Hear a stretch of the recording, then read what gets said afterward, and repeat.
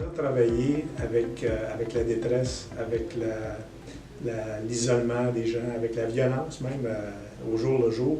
Et si tu veux agir sur les conditions de vie des personnes, c'est par la politique qui est encore le meilleur moyen de les modifier, ces conditions de vie. Au départ, on a la prétention d'être le premier gouvernement vert de l'histoire du Québec. Parce que la crise environnementale, la crise climatique, en réalité, elle touche les personnes les plus en difficulté, les plus vulnérables. C'est souvent les premiers touchés. C'est une cause d'inégalité sociale très importante. C'est une cause aussi je dirais, de transformation de toute nature au niveau agricole, au niveau transport, etc.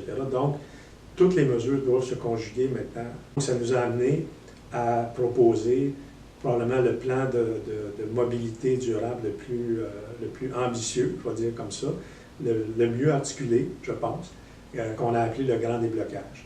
Pour la grande région de Montréal, dans le fond, ce sont toute une série de mesures qui vont permettre d'enlever l'équivalent d'à peu près 133 000, en tout cas, véhicules sur la route, avec un effet sur les GES de 280 000 tonnes de GES de moins, une fois qu'on aurait mis ce dispositif-là en place. Le premier gouvernement vert de l'histoire, des moyens de transport collectifs efficaces, intéressants à utiliser, des mesures sociales progressistes pour les gens. Je suis tombé sur une phrase de Gaston Miron qui disait à peu près ceci, il ne faudrait pas être indéfiniment ce pays qui refuse de naître. Et moi, ça me rejoint tellement dans mes convictions.